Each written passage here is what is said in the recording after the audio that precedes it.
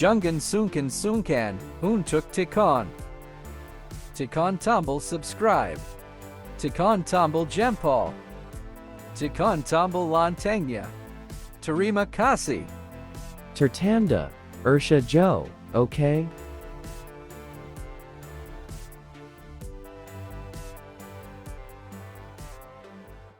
Saya bilang sesudah sholat Isya, ya Allah Subhanahu wa ta'ala Tuhanku dan Allahku, izinkan hamba-Mu membaca kitab Alkitab ini. Dan ini untuk pertama kali. Ini kitab. Akhirnya ya udah saya baca. Saya baca Tuhan semesta alam di dalam kitab Kejadian ini menciptakan hari pertama apa, hari kedua apa, hari ketiga apa, hari keempat apa, hari yang kelima apa, dan hari yang keenam Dia menciptakan manusia. Serupa segambar dengan Dia. Dan Al-Quran tidak menceritakan bahwa Allah Subhanahu wa ta'ala menciptakan hari pertama apa, hari kedua apa, hari ketiga apa, hari keempat apa, hari yang kelima apa. Tapi Allah Subhanahu wa ta'ala menceritakan bahwa Dia menciptakan alam semesta dalam 6 masa. Nah, begitu saya baca Alkitab, oh, rupa-rupanya buku ini bagus. Kenapa bagus? Karena memberi pengetahuan. Sekedar itu aja. Sekedar itu aja, memberi pengetahuan. Saya hanya ingin mendapatkan pengetahuan aja yang tidak yang bertolak belakang dengan agama saya. Pengetahuan yang sangat bagus ini. Oh, rupa-rupanya Tuhan menciptakan hari pertama ini, hari kedua ini, hari ketiga ini, hari keempat ini. Oh, kalau gitu kitab ini bagus. Dan saya setiap malam baca ini Alkitab. Lupa ngaji saking enaknya ini baca Alkitab. Saya nggak pernah ngantuk kalau baca Alkitab. Agak sayang ya, nggak disampaikan hari pertama menciptakan apa, kedua apa, ketiga apa. Apanya itu nggak disampaikan ya. Karena di situ banyak sekali hal-hal yang agak aneh-aneh ya. Jadi matahari diciptakan hari keberapa, tumbuh-tumbuhan hari keberapa. Nah, nanti akan muncul kejanggalan-kejanggalan ya dari sisi ilmu pengetahuan. Makanya nggak disampaikan karena hari diciptakannya matahari itu sudah ada tumbuh-tumbuhan. Padahal tumbuh-tumbuhan itu kan perlu sinar matahari. Jadi mestinya tumbuhan-tumbuhan itu setelah matahari ya, setelah ada sinar matahari. Banyaklah, jadi ini hanya diceritakan, wah lebih hebat. Jadi itu nggak disampaikan, hanya kekagumannya semacam itu. Biar penasaran kali penontonnya ya. Dan sampai ada beberapa kisah Nabi yang memang beda dengan sejarah Alkitab. Contoh sedikit aja ya. Contoh Nabi Ibrahim atau Abraham dalam Alkitab itu dibakar oleh Raja Namrud di dalam perapian. Dan masa pembakaran Nabi Ibrahim ini di dalam perapian itu 40 hari. Raja Namrud. Nah, sementara itu kan berarti Abraham sejaman dengan Raja Namrud. Nah, kalau saya baca Alkitab, Raja Namrud ini adalah namanya Nimrod. Nah, Nimrod ini adalah cicitnya Nabi Nuh. Nabi Nuh punya anak Ham, dan dari Ham lahirnya Kusi, atau dalam Al-Quran namanya Kus. Dan dari Kus atau Kusi itu lahirlah Nimrod. Jadi dia adalah cicitnya Nabi Nuh, generasi keempat. Ya, keempat. Nah, itu dalam Al-Quran. Nah, di dalam Alkitab, Abraham atau Nabi Ibrahim ini adalah keturunan atau generasi ke-8 dari Nuh, dari anaknya yang bernama Sem.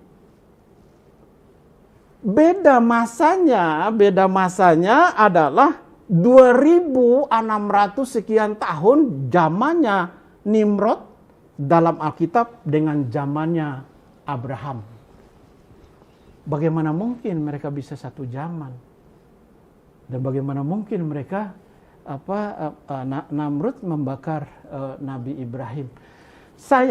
Saya tidak mengatakan bahwa Al-Quran salah, tidak. Kita tidak boleh mengatakan Al-Quran itu salah, Nabi Muhammad itu salah. Kalau kita menyalahkan Al-Quran dan Nabi Muhammad, tentu kita akan menyalahkan Allahnya. Nggak boleh. Kita orang Kristen, apalagi kita ini hamba Tuhan, dilarang keras oleh Tuhan Yesus untuk menyalahkan siapapun. Aduh, ini agak sayang ya. Harusnya disampaikan kenapa menyimpulkan lebih dari 2000 tahun ya. Sementara kasarnya ya tadi Nimrod atau Namrud itu generasi keempat dari Nabi Nuh. Terus Nabi Ibrahim generasi ke-8, berarti selisih 4 generasi. Sementara dia ngomongnya apa 2000 ya. Kalau 2000 dibagi 4 berarti 500. Ya. Apakah saat itu orangnya berumur 500 tahun? Nah, ini kan kesimpulan yang kadang-kadang nggak dirinci, hanya langsung menyimpulkan 2000. Jangan menyangatkan gitulah. Jadi kita simpel aja, kita analisa sekarang ya. Anak, ya misalnya orang tua nikah, umur 20 tahun. Terus perempuannya katakanlah umur 16 tahun. Kalau 16 tahun, terus nanti 17 tahun melahirkan, yang ibunya tadi, umur 40 tahun juga punya anak. Ya, lahir 40 tahun. Sebenarnya anak pertama sudah umur berapa? 23 tahun. Lah kalau si anak juga nikah muda, itu anaknya sama cucunya bisa tua cucunya. Jadi generasi pertama dari orang tua tadi sama generasi kedua lebih tua umurnya generasi yang kedua. Itu baru satu generasi itu. Lah kalau generasi berikutnya juga sama, nanti generasi keempat lebih tua daripada generasi kedua. Ya, bisa begitu. Nanti berikutnya generasi keempat ya, terus keenam, generasi keenam bisa lebih tua daripada generasi ketiga. Nah, nanti generasi berikutnya bisa akan begitu. Simpel ya, itu logika aja. Jadi makanya kadang-kadang umurnya sama, tapi secara garis keturunan dia itu sebetulnya om. Ada lembaran pertamanya yang membuat saya terkaget-kaget. Ya, begitu saya baca, Alkitab saya ini sudah seperti ini loh, sudah. Udah enggak. Saya buka kitab Al-Quran di dalam surat 3 Ali Imran ayat yang ke-45. Mulai membandingkan. Iya, mulai perjanjian baru ini ada perbandingan.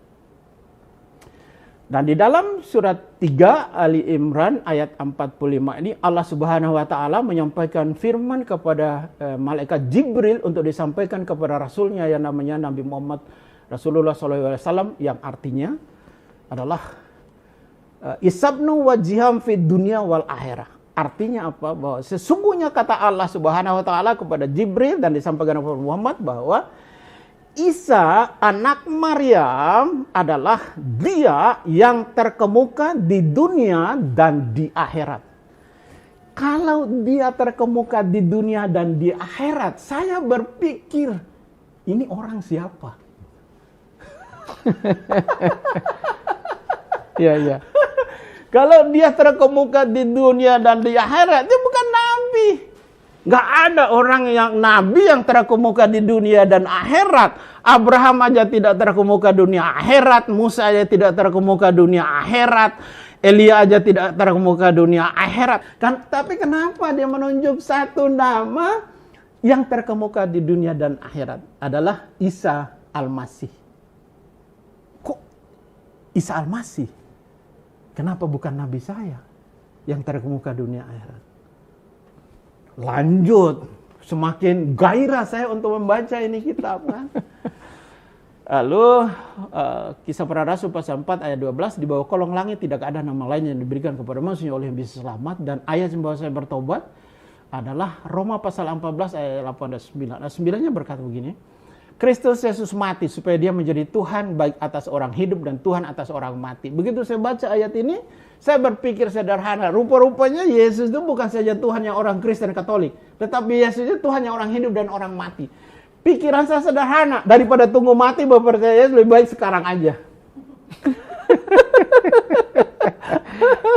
Akhirnya saya menyatakan diri saya malam itu menjadi orang Kristen, pengikut Yesus Kristus. Nah, kapan persisnya itu Pak, Bapak menyatakan diri menjadi Itu pas pengikut Kristus? bulan Desember, tanggalnya saya tidak tahu, bulan Desember tahun 1985.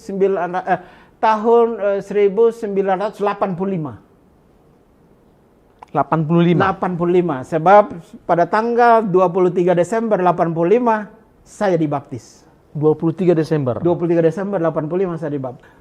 Luar binasa. Jadi ada ayat yang disebutkan tadi, sebetulnya yang terkemuka itu semua para nabi adalah terkemuka, semua para nabi adalah orang-orang yang Allah pilih sebagai pencerah, sebagai pembimbing, pemandu gimana mengibadahi Tuhan yang sebenar-benarnya Tuhan. Ya, semua nabi itu sama misinya. Jangan sampai bertuhan kepada yang Tuhan-Tuhan semu. Kalau di Quran itu disebutin Nabi Musa itu kalau menyampaikan sesuatu kepada kaumnya itu ya qaumi. Sementara di Quran kalau ada tentang Nabi Isa hampir semuanya pakai Isa bin Maryam. Jadi ada penekanan yang sangat beda sekali karena Nabi Isa tidak punya bapak sehingga ke kaumnya itu dinarasikan langsung disematkan adalah anak Maryam. Jadi Nabi Isa di Quran itu manusia karena dia muncul dilahirkan oleh seorang ibu. Sementara dia nggak bisa menyebut ya qaumi karena nggak punya bapak. Jadi kebanggaan tentang nasab yang Nabi Isa dari komunitas Yahudi yang saat itu orang Yahudi, orang Bani Israel itu bangga sekali dengan kesukuannya, dengan nasab-nasabnya. Jadi ini semacam penekanan jangan sampai melampaui batas terhadap Nabi Isa. Isa bin Maryam selalu. Sementara Nabi Musa ya qaumi. Terus nanti Nabi Isa itu narasinya bukan ya qaumi, ya Bani Israel gitu. Karena kalau secara kaum dia dari sukunya kan jadi nggak ada karena suku kan mengacu ke garis keturunan laki-laki sementara dia nggak punya bapak. Banyak ya hikmahnya ya. Jadi memaknainya beda banget, bukan melintir. Oke, nanti kita dengarkan ya. Mengungkapkan satu-satunya Bible yang hafal dia gitu ya, dia mengakui gitu ya. Lanjut. Orang baik dan penebus dosa dan dia meyakini hari itu dan Yesus tangkap imannya, dia berkata hari ini kamu memang mati tapi hari ini juga kamu bersama-sama dengan aku di Firdaus. Hari ini ambil keputusan, percaya, jadikan Yesus Tuhan dan Juru Selamat. Karena keselamatan bukan dengan ibadah, keselamatan bukan dengan amal perbuatan baik, keselamatan adalah anugerah yang Bapa berikan kepada Yesus Kristus dan kita orang percaya Yesus pasti selamat. Haleluya. Haleluya, Tuhan berkata. Percaya saja. Percaya saja, tapi untuk belajar tentang Yesus jadi orang Kristen. Kalau untuk masuk surga, percaya aja. Nah, lagi-lagi ada satu lagi pertanyaan Pak. Iya. Bagaimana Bapak meyakinkan mereka, saudara-saudara kita yang dari Kedar dan Nebayot ini, bahwa Isa Al-Masih di dalam buku suci Bapak yang sebelumnya itu adalah sebenarnya Yesus Kristus? Ya, memang di dalam Al-Quran itu tidak ada satu kalimat yang mengatakan bahwa Isa itu Tuhan, tidak ada. Tetapi Isa itu sifat Tuhan ada pada Isa. Yang pertama adalah Isa lahir karena Roh Allah dan Firman Allah. Dan itu Isa itu adalah firman Allah yang nujul, yang turun menjadi manusia. Jadi ada orang berkata begini, kenapa orang Kristen tidak menjadikan Nabi Adam yang tidak berbapak dan tidak beribu itu menjadi Tuhan? Kan lebih hebat dari Adam. Kan Isa atau Yesus kan ada ibunya meskipun dia tidak berbapak. Nah, Adam diciptakan. Yesus tidak diciptakan, itu bedanya. Yesus menciptakan alam semesta oleh firman. Dalam Yohanes pasal 1 ayat yang kedua, dialah yang menciptakan alam semesta, oleh dialah alam semesta ini dijadikan. Nah, itu yang pertama. Yang kedua adalah di dalam khotbah Tuhan Yesus Kristus, dia berkata begini, sebelum Abraham ada, aku sudah ada. Apanya yang ada sebelum Abraham? Sementara zaman Abraham dengan zamannya Yesus itu jauh beda, 2000 sekian tahun kan. Nah, bagaimana caranya Yesus berkata, sebelum Abraham ada, aku sudah ada. Apanya yang ada sebelum Abraham? Yang ada adalah firman yang bersama-sama dengan Elohim. Dan dalam kitab Yohanes pasal 1 ayat 14, firman yang bersama-sama dengan Elohim ini telah menjadi manusia. Namanya Yesus Kristus. Dan itu yang kedua. Yang ketiga, di dalam perkataan daripada surat Ali Imran tadi yang saya sebutkan, bahwa Allah Subhanahu bersaksi lewat malaikat Jibril dan kepada Rasul Muhammad bahwa isabnu wajiham fid dunia wal akhirah. Satu-satunya manusia yang punya kebesaran di dunia dan yang punya kebesaran di dunia dan akhirat hanya ada Isa Al-Masih. Tahu hari kiamat? Oh ya, dia tahu hari kiamat. Ya. Dia tahu hari kiamat dan dia tanda bagi kiamat. Dan itu Al-Zukruf pasal 61? Surat 43 Al-Zukruf ayat 61. Dia tahu hari kiamat dan dia merupakan tanda bagi hari kiamat. Jadi sifat-sifat Allah itu ada pada diri Isa Al-Masih. Makanya dia berkata secara tegas dan terang benderang, dia berkata bahwa kamu itu dari bawah, aku dari atas. Kamu itu dari dunia, aku bukan dari dunia. Tidak ada nabi yang pernah berkata sejak dari manusia pertama Nabi Adam sampai dengan Yohanes Pembaptis dalam Alkitab.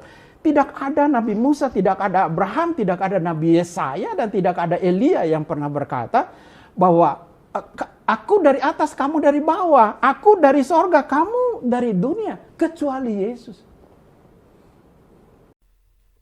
Ini ada ungkapan keselamatan bukan karena amal ibadah.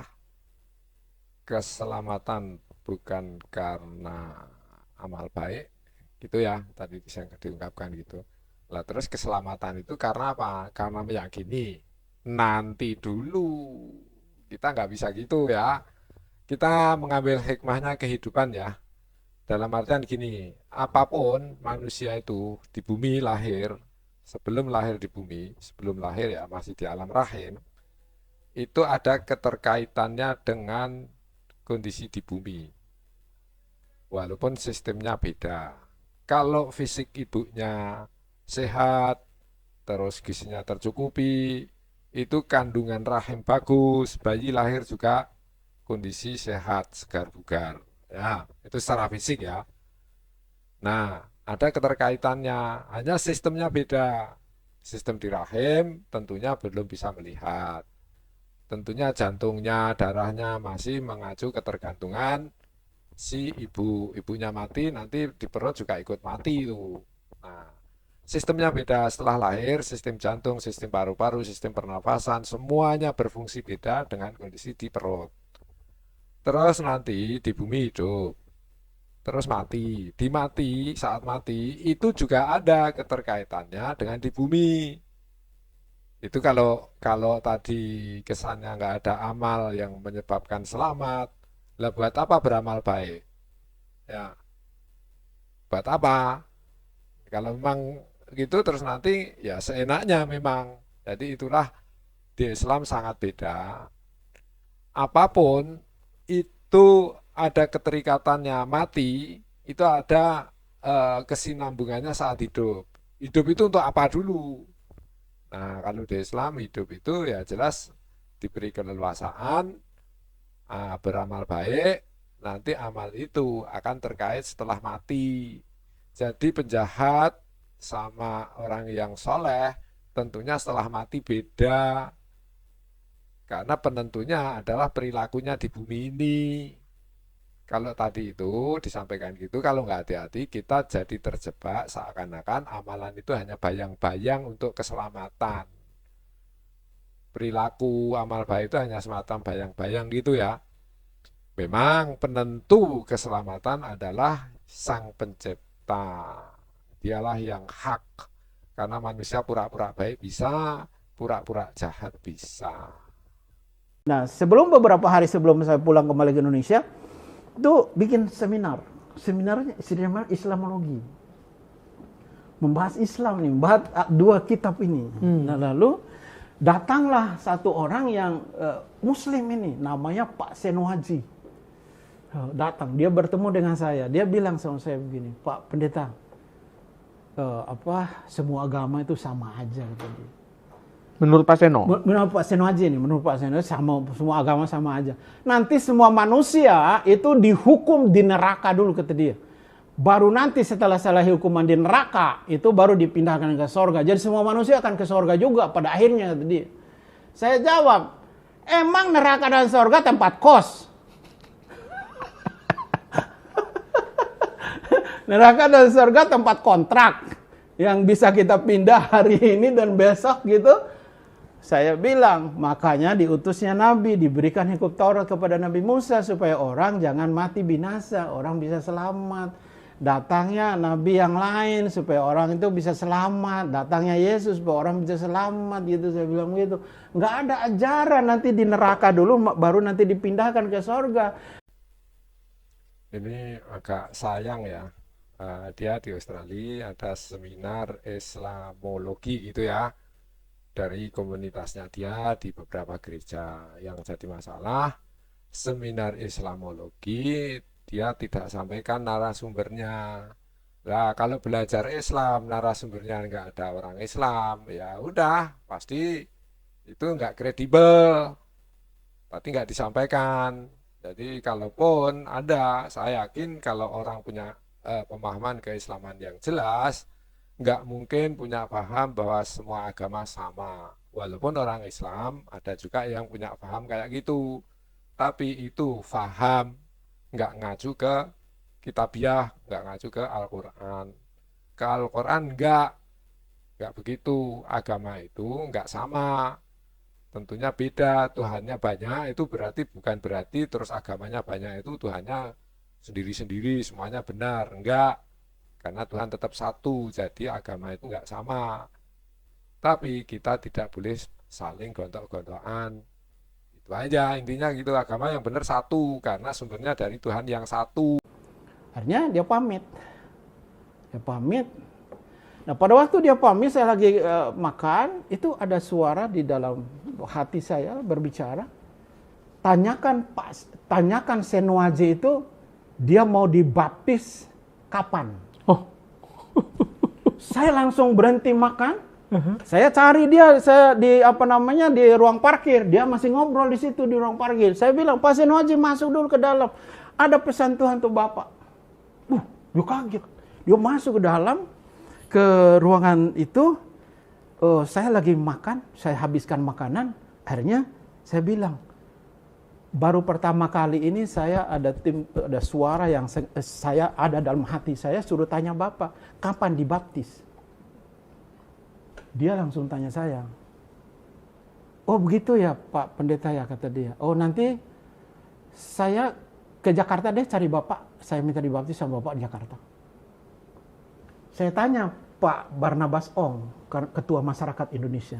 Pak Barnabas, ini Pak Senohaji ini tunggu dia ke Jakarta, saya baptis di Jakarta atau di sini? Ngapain dia ke Jakarta, kata dia. Nggak usah lama-lama ke Jakarta. Hari ini aja kalau dia pulang, dia cerita ke istrinya melarang. Nah, ini kita bisa bandingkan ya, orang yang dalam sisi membaptis sama sisi mensyahadatkan ya. Kita bisa bandingkan, kalau mensyahadatkan kita mesti ditanya ya, karena agama itu nggak ada paksaan. Jadi kemerdekaan, bukan terus dirayu-rayu, dipaksa, atau mungkin dicari lengahnya. Itu jawabannya, ngapain kalau ke Jakarta, nanti nggak boleh sama istrinya. Nah, hal kayak gini ini akan beda banget kalau orang syahadat ya. Beda banget. Coba di syahadat itu, kalau orang masuk Islam karena keterpaksaan, kita nggak bisa. Nggak boleh itu. Jadi kondisi sadar sepenuhnya. Satu itu. Terus kedua, ada hal yang sangat beda sekali. Itu si Pak Seno Haji tadi itu kan menganggap semua agama sama. Sehingga pikirnya apa? Ganti agama itu bukan suatu masalah. Kalau semua agama sama, ngapain mesti ada dakwah? Ngapain mesti disebarkan? Ngapain mesti disiarkan? Kalau Islam konkret, ya. Nah, tapi pemahaman Islam dia, mungkin generasi yang Muslim tadi, menganggap semua agama sama. Islam enggak, Islam itu bahkan ada, kalau orang hidup, ya, itu jelas-jelas sesungguhnya agama yang benar itu ya al-yauma akmaltu lakum dinakum wa atmamtu alaikum nikmati wa raditu lakumul islam madina. Jadi Islam itu hanya satu-satunya agama yang diridhoi Allah, diridhoi Tuhan, pencipta langit dan bumi. Yang lain tidak diridhoi. Akan beda banget, makanya harus disampaikan, didakwahkan. Kalau tadi itu statement Senaji mengatakan semua agama sama, dan si pendeta Andreas Burhanuddin nggak membantah pernyataan tadi, ya mestinya ngapain mesti dibaptis? Kontradiktif banget ya, nggak realistis ajarannya, bukan nggak realistis ya, nggak apa ya, artinya statement-statementnya dengan sikapnya itu jadi nggak sinkron. Kalau semua agama sama, ngapain mesti didakwahkan? Itu aja jadi tanda tanya itu. Gimana mau jawab coba? Semua agama sama kok. Sumbernya adalah kasih. Orang mau fitnah kita, jangan balas dengan fitnah. Orang menghina kita, jangan balas dengan hina. Itu sumbernya kebenaran dan kasih. Gitu. Jadi misi utamanya adalah menyelamatkan manusia sebanyak-banyaknya. Hidup kita sebagai pelayan Tuhan, sumbernya adalah kebenaran dan kasih. Jangan keluar dari itu. Dan kalau kita tidak hidup di dalam kebenaran dan kasih, saya nasihati Anda hari ini. Berhentilah. Kalau tidak, Anda akan memfitnah orang. Kalau tidak dalam kebenaran dan kasih, Anda akan menghina orang. Anda akan menghina agama orang lain, nabi orang lain, Tuhan orang lain, kitab suci orang lain. Dan itu dilarang keras oleh Tuhan Yesus. Menarik ya. Ini kayak orasi ya biasa sebagai penginjil gitu. Tentunya kan mulutnya, bicaranya, sikapnya itu menarik. Oke, kita lanjut. Batu Malang. Ya. Nah, sekarang kan sudah terkenal menjadi pelayan Tuhan di mana-mana. Bapak bisa deskripsikan nggak Pak pola dan visi pelayanan Bapak? Dalam pelayan ini kita harus punya misi sama seperti Bapa mengutus Yesus ke dalam dunia dalam Injil Yohanes pasal 3 ayat 16. Karena begitu besar kasih Allah akan dunia ini sehingga Ia mengkaruniakan anak yang tunggal supaya barang siapa percaya kepadanya tidak binasa, melainkan memperoleh hidup yang kekal. Visi tunggalnya adalah menyelamatkan manusia sebanyak-banyaknya, mengeluarkan manusia menuju neraka dan membawa seluruh manusia ke dalam kerajaan sorga, hidup yang kekal. Itu misi besarnya, misi besarnya. Lalu misi kita, hidup kita ada dua sesudah misi besar yang Bapa utus Yesus ke dalam dunia untuk menyelamatkan manusia. Misi dan hidup kita ada dua. Yang pertama, kalau kita sudah percaya kepada Yesus Kristus, pelayanannya harus bersumber dari kebenaran. Yang kedua, pelayanannya harus bersumber dari kasih. Kalau pelayanan kita tidak bersumber dari kebenaran dan kasih, hanya mempercayai Yesus Kristus adalah Tuhan, setan pun percaya Yesus. Kalau di Islam misinya jelas, penciptaannya jelas. Sebagai khalifah, misinya adalah untuk ibadah. Jadi itulah keselamatannya. Kalau ibadah, kita mengibadahi ke siapa itu benar, ya selamat. Kalau mengibadahinya salah, ya nggak selamat. Jadi kalau Tuhannya itu benar, selamat. Kalau Tuhannya itu Tuhan yang ternyata kita menuhankan yang bukan Tuhan, nah kita nggak selamat. Kenapa itu dibebankan ke manusia? Manusia itu punya amanah semacam itu. Nah, amanah ini karena manusia ditakdirkan punya akal, punya otak, jadi mampu mendeteksi mana benar, mana salah. Jangan sampai kita tergelincir dengan keenakan-keenakan semu, janji-janji semu. Nah, ini berapa kali tak ulang, mungkin di sini Nabi Adam pun tergelincir ya karena rayuan-rayuan dari iblis. Nah, tergelincir juga karena apa? Karena menggiurkan. Nah, jangan sampai kita tergiur oleh ajaran-ajaran yang menggiurkan juga ya. Apalagi dalam hal bertuhan itu krusial betul, itu penting itu. Kalau kebenaran, keselamatan bukan karena amal yang tadi disebutkan tadi, kita nanti berbuat baik, beramal soleh itu bukan jadi suatu rangsangan, karena penentunya bukan itu. Nah, kalau di Islam, jadi ada satu di surat Al-Mulk itu ya, Allah itu ya, alladzi khalaqal mauta wal hayata liyabluwakum ayyukum ahsanu amala. Jadi kehidupan itu ya menciptakan kehidupan dan kematian ya, artinya tidur bangun. Nah, kehidupan dan itu untuk mengetahui siapa yang benar dan siapa yang salah, siapa yang baik, siapa yang buruk. Terus siapa yang ahsanu amala, yang sebaik-baik amalannya. Jadi kita ini semuanya nanti ada pertanggungjawaban.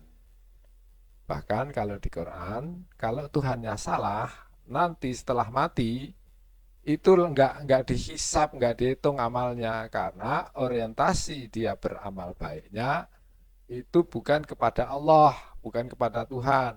Mungkin orientasinya dunia, dapat dunianya. Karena keteraturan alam itu adalah takdir-takdir Allah yang sinergi antar para makhluk ya, semua makhluk ciptaannya. Di Islam disebut sunatullah, matahari punya takdirnya, manusia punya takdirnya, angin punya takdirnya. Sinergi semua takdir tadi itu hukum alam bahasanya itu. Kalau di Islam mungkin diistilahkan sunatullah. Jadi itu apa semuanya diperlakukan terjadi karena Allah yang menghendaki ya. Termasuk Nabi Adam nggak punya ibu, nggak punya bapak, Allah menghendaki. Nabi Isa nggak punya bapak, Allah menghendaki. Nah, semua mengacu kehendak Allah, mengacu ke takdir Allah. Takdir saya, takdir para pendengar, netizen, takdir semua ada takdirnya masing-masing. Jungan Sunkan Sunkan, Untuk Tikon. Tikon Tumble subscribe. Tikon Tumble Jempol. Tikon Tumble Lantengnya. Terima kasih. Tertanda, Ursha Joe, okay?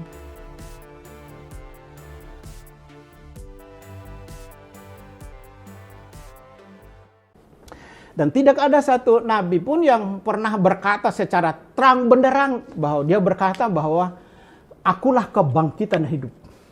Yohanes pasal 11 ayat 25 ayat 25, akulah kebangkitan hidup. Barang siapa saja ini, bukan hanya orang Kristen. Barang siapa percaya kepadamu, ia akan hidup meskipun ia sudah mati. Musa nggak pernah ngomong begini. Abraham nggak pernah bicara seperti ini. Elia yang diangkat hidup-hidup ke surga nggak pernah bicara seperti ini. Yohanes Pembaptis yang Tuhan Yesus berkata tidak ada manusia yang lebih besar daripada Yohanes Pembaptis yang dilahirkan dari manusia, dia tidak pernah berkata demikian. Tapi Yesus berkata bahwa barang siapa percaya kepadaku, ia akan hidup meskipun ia telah mati. Wow. Jelas dia berkata. Dan Yesus adalah memang mempercaya, kita harus percaya bahwa dia adalah sumber kekuatan kita. Tidak ada yang lain. Kita orang Kristen, tidak ada Tuhan kecuali Yesus. Dan tidak ada juru selamat kecuali Yesus Kristus. Dan kalau saya mengatakan demikian, bukan berarti saya menghina agama yang lain, bukan. Tetapi kebenaran yang saya imani dalam Alkitab, dan dialah Tuhan, dan dia juru selamat, kita orang percaya, dan juga juru selamat dunia. Jadi daripada terlambat, sekarang aja ambil keputusan. Ya. Nah, jadi kalau kembali kepada Al-Zukhruf 43 ayat 61 itu biarkan manusia dengan persepsinya mengambil penjelasan sesuai dengan hati nuraninya.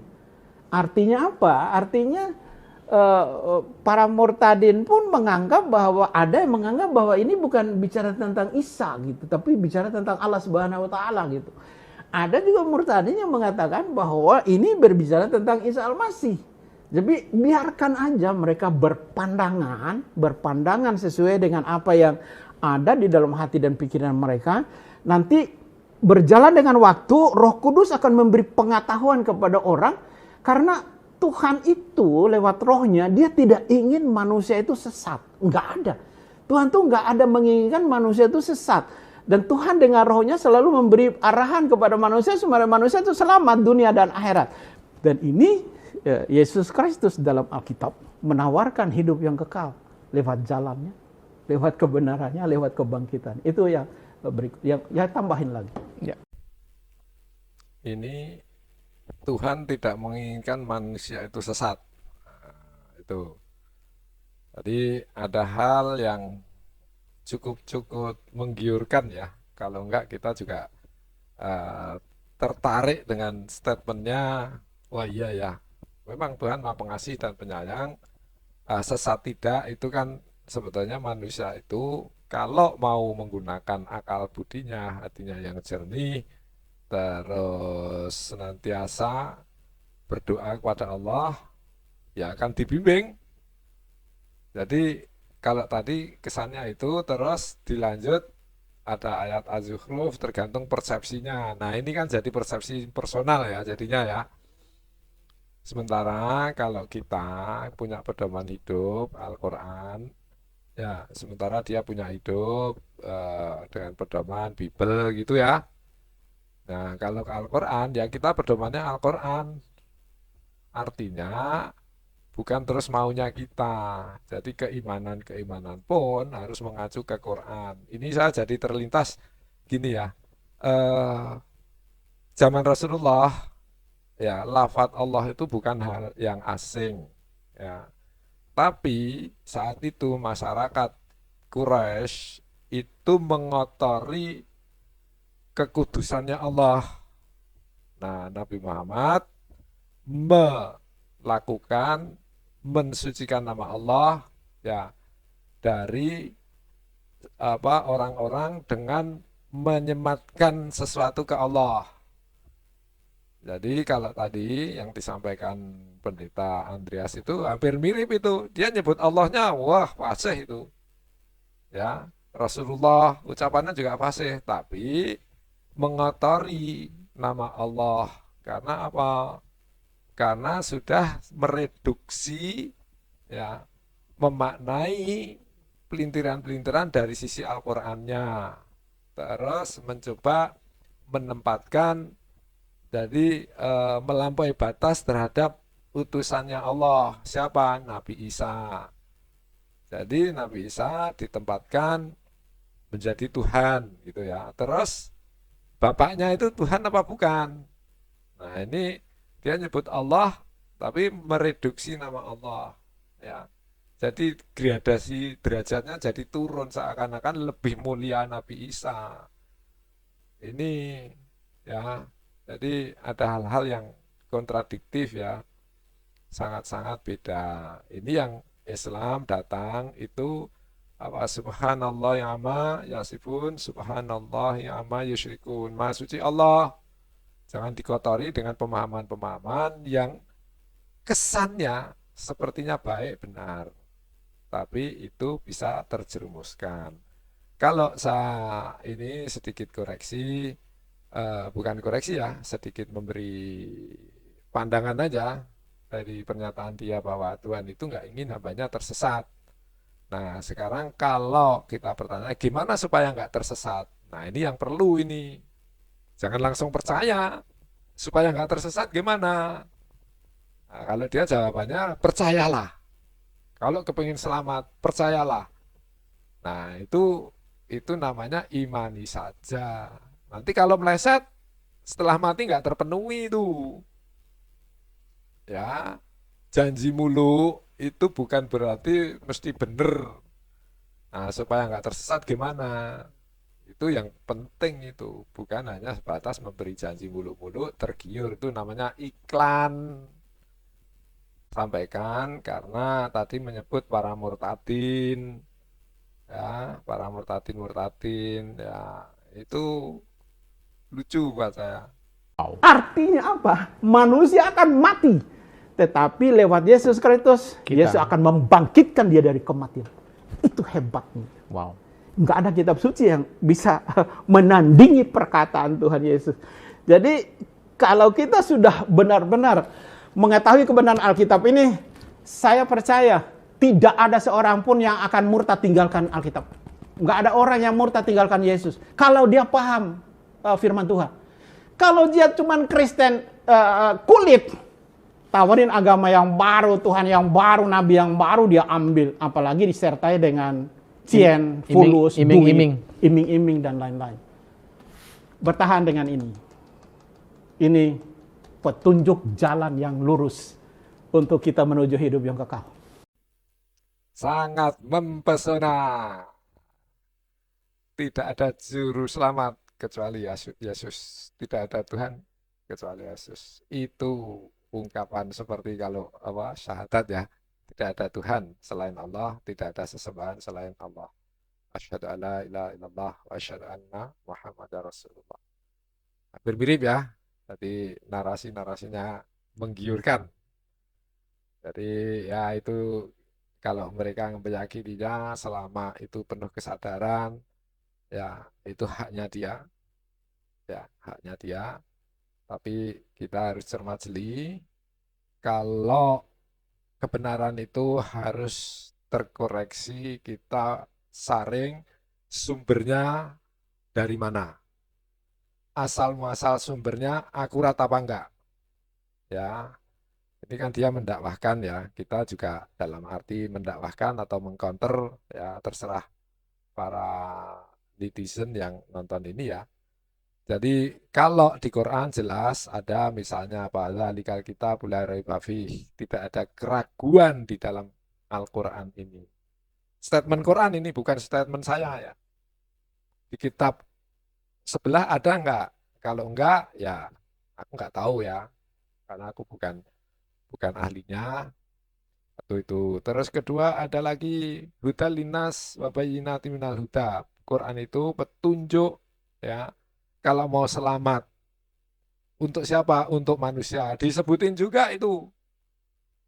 Nah, sekarang kalau dibalik ada enggak semacam itu? Terus cara sejarahnya, sejarah penulisannya bermasalah enggak? Ada revisi apa enggak? Nah, hal-hal kayak gini kan jadi suatu pertimbangan ya, akurasi kebenaran itu satu. Pertama, dari siapa yang melakukan, sejarah penulisannya gimana, isinya gimana, memahaminya gimana. Nah, terus kaidah-kaidah itu realistis apa enggak? Kalau hanya sebatas iklan, ya iblis pun menggoda Adam itu karena menggiurkan. Ya, karena menggiurkan. Akhirnya Adam juga tergelincir. Nah, ini bisa jadi orang, wah ini menggiurkan, langsung ditebus. Tapi bener apa enggak? Jangan-jangan nanti malah justru kayak Adam tergelincir karena apa? Hasutan iblis. Jadi kita ya harus jeli. Silakan saja kita cermati. Mudah-mudahan kita terbimbing ya. Kita nggak boleh sombong bahwa kita itu pasti selamat. Kalau yakin selamat, nanti ternyata itu nggak selamat, artinya kena prank, kena rayuan ya. Kena prank, kena rayuan, sementara yang ngomong itu juga belum pernah mati. Ya, belum pernah terjadi. Nah, tapi nanti cari pembenaran karena Nabi Isa kan juga belum mati, dia hidup lagi. Semoga kemawon, silahkan saja ya. Semua punya punya hak karena diberi kesempatan yang sama untuk mendapatkan petunjuk ya. Semua dikasih kesempatan untuk mendapatkan petunjuk. Pada dasarnya manusia itu fitrahnya itu taat. Fitrahnya itu taat pada Allah ya. Kalau kita lihat proses Adam diciptakan pertama kali itu ditakdirkan dikasih ilmu. Itu takdir untuk Adam ya, dikasih ilmu tentang deskripsi, narasi, peristilahan sehingga mampu berkomunikasi, berinteraksi, bersosial dengan sempurna ya. Ada hati ya, ada rasa. Itu perintah pertama kali suruh memaparkan nama-nama, peristilahan-peristilahan, memaparkan yang ada di hadapan Adam untuk menerangkan di hadapan malaikat apa yang dilihat itu. Adam di Quran itu langsung taat. Falamma amba'ahum bi asma'ihim. Adam itu perintah Allah suruh memaparkan nama-nama itu di hadapan malaikat langsung bersegera. Intinya manusia Adam pertama itu taat. Ya. Jadi setelah ada ilmu, ada perintah. Terus peristiwa tergelincirnya gimana? Itu mengikuti iblis. Karena apa? Karena rayuannya iblis melanggar perintah Tuhan. Ya. Jadi pada dasarnya tersesat karena apa? Tersesat karena rayuan. Jadi kalau nggak mau tersesat, taatlah dengan akal yang jangan dikotori oleh iblis. Nah, iblis itu punya sifat dasar di Quran itu aba wastakbar, mengabaikan, acuh, tidak peduli, tidak respek, tidak cermat. Aba wastakbar. Nah, sifat iblis gitu. Manusia itu kalau nggak kepengen tergelincir ya hati-hati, jangan sampai mengabaikan. Nah, Adam tergiur karena rayuannya, jadi kurang cermat akhirnya gitu, makan mendekati pohon yang larangan Allah berikan. Jungan Sunkan Sunkan, Untuk Tikon. Tikon Tombol subscribe. Tikon Tombol Jempol. Tikon Tombol Lantengnya. Terima kasih. Tertanda, Ursha Joe, okay?